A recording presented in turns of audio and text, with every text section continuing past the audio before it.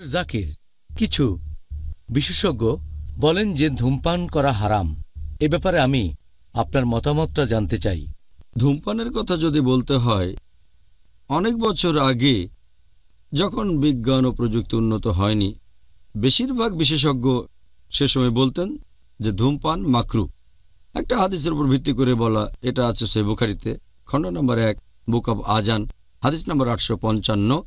নবী বলেছেন, কখনো কেউ যদি কাঁচা রসুন বা পেঁয়াজ খায়, সে আমার কাছ থেকে মসজিদ থেকে দূরে থাকবে। নবী বলেছিলেন, পেঁয়াজ বা রসুন খাওয়ার পরে মসজিদে এসো না, কারণ বাজে গন্ধ বের হয় তা থেকে। আর ধূমপান করলে তো আরও বাজে গন্ধ হয়, পেঁয়াজ রসুনের চেয়ে বেশি গন্ধ। এই হাদিসের উপর ভিত্তি করে, যেহেতু পেঁয়াজ বা রসুন খাওয়া হারাম না, এগুলো মাকরু, এই হাদিসের উপর ভিত্তি করে বিশেষজ্ঞগণ ফতোয়া দিলেন যে ধূমপান করা মাকরু। কিন্তু এখন বিজ্ঞান অনেক উন্নত হয়েছে, আমরা এখন জানতে পেরেছি যে ধূমপান জিনিসটা আসলে এক ধরনের স্লো পয়জনিং। তামাক আপনি যেভাবে নেন না কেন, ধূমপানের মাধ্যমে, সিগারেট অথবা বিড়ি বা হুক্কা খেলেন কিংবা তামাক চিবোলেন, এই তামাকের মধ্যে আছে নিকোটিন আর টার। এখন আমরা জানি যে এটা স্লো পয়জনিং, আর এ কারণেই বর্তমান পৃথিবীর বেশিরভাগ বিশেষজ্ঞ তারা বলেন যে ধূমপান করা হারাম। শুধু মুসলিম বিশেষজ্ঞ না, অমুসলিমরা বলেন। আর সেজন্যই সংবিধিবদ্ধ সতর্কীকরণ থাকে, সিগারেটের প্যাকেটে একটা সতর্কীকরণ দেওয়া থাকে যে ধূমপান করা স্বাস্থ্যের জন্য ক্ষতিকর। আবার অনেক দেশে লেখা থাকে যে ডাক্তারের সতর্কবাণী অথবা সার্জনের সতর্কবাণী, ধূমপান স্বাস্থ্যের জন্য ক্ষতিকর। আর সিগারেটের অ্যাড খবরের কাগজে বা কোনো ম্যাগাজিনে থাকুক, বাধ্যতামূলকভাবে এই সতর্কবাণীটা দিতে হবে, ধূমপান স্বাস্থ্যের জন্য ক্ষতিকর। শুধুমাত্র মুসলিমরা নয়, এমনকি অমুসলিমরাও এ ব্যাপারে একমত যে ধূমপান আসলে স্লো পয়জনিং। আর বর্তমানে পরিসংখ্যান বলছে, বিশ্ব স্বাস্থ্য সংস্থা বলছে, প্রতি বছর 40 লাখেরও বেশি মানুষ মারা যায় শুধু ধূমপানের কারণে। সব ধরনের তামাক সেবন ধরলে সংখ্যাটা আরও বেশি হবে। এছাড়া আরও একটা পরিসংখ্যান বলছে, আমি এই ব্যাপারটা জেনেছি যখন আমি মেডিকেল কলেজের ছাত্র ছিলাম, যে ফুসফুসের ক্যান্সারে যারা মারা যায় তাদের 90%-এরও বেশি মৃত্যুর একমাত্র কারণ ধূমপান। সিগারেট, বিড়ি বা এরকম কিছু। কার্ডিওভাস্কুলার ডিজিজের 25%-এরও বেশি ক্ষেত্রে কারণটা শুধু ধূমপান।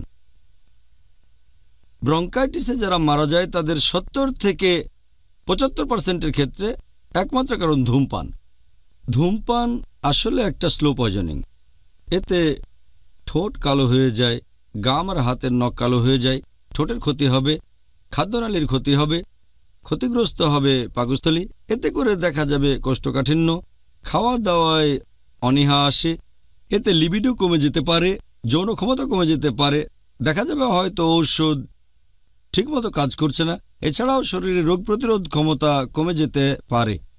এটার উপরে একটা লেকচার দেয়া যায় যে ধূমপান কেন হারাম। আমার একটা লেকচার ডায়েট ইন ইসলাম, সেখানে এ ব্যাপারে বিস্তারিত বলেছি, এখানে বলার সময় নেই।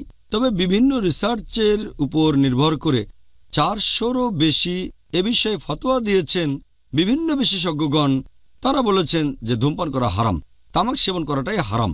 কিছু কিছু দেশে যেমন পাকিস্তান, বাংলাদেশ বা আমাদের ভারতের বিশেষজ্ঞগণ বলেন এটা মাকরু।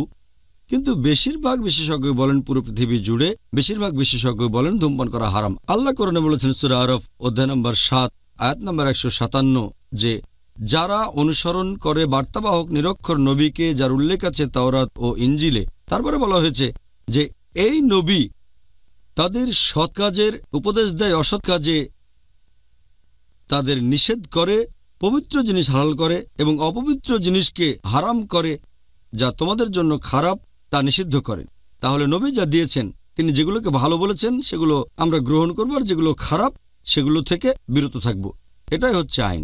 আর আল্লাহ পবিত্র কোরআনে বলেছেন সূরা বাকারা অধ্যায় নম্বর 2 আয়াত নম্বর 195, তোমরা নিজের হাতে নিজেদের ধ্বংসে নিক্ষেপ করো না।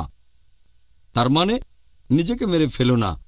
যেহেতু ধূমপান এক ধরনের স্লো পয়জনিং, তাই এই কাজ অনেকখানি আত্মহত্যা করার মতো। স্লো পয়জনিং, প্রত্যেকটা নিয়ে আপনার ক্ষতি হবে। এর উপর ভিত্তি করে 400-রও বেশি ফতোয়া দেওয়া হয়েছে যে ধূমপান করা হারাম। আর এছাড়াও পবিত্র কোরআন আরও বলছে, আল্লাহ তাআলা বলেছেন পবিত্র কোরআনে সূরা আরফ অধ্যায় নম্বর 7 আয়াত নম্বর 31, পানাহার করো কিন্তু অপচয় করবে না। পবিত্র কোরআনে সূরা ইসরা অধ্যায় নম্বর 17 আয়াত 26 ও 27, যে তোমরা অপচয় করো না, বাজে খরচ করো না। যারা অপচয় করে তারা তো শয়তানের ভাই, তারা ইবলিশের ভাই। আমরা সবাই জানি ধূমপান করা আসলে অপচয় ছাড়ার কিছুই নয়। ব্যাপারটা অনেকটা এরকম যে টাকার একটা নোট নিয়ে অথবা সবুজ রঙের ডলার বা পাউন্ড নিয়ে তারপর সেটাতে আগুন ধরিয়ে দিলেন। যখন ধূমপান করেন তখন সিগারেটে আগুন ধরান, এটা আসলে টাকা পুড়িয়ে ফেলা, হোক সেটা রুপি বা টাকা বা ডলার বা পাউন্ড অথবা রিয়াল। এটা অপচয় ছাড়া কিছুই না, আর ইসলামে হারাম। আর আমি কারণও দেখাতে পারি কেন এটা হারাম।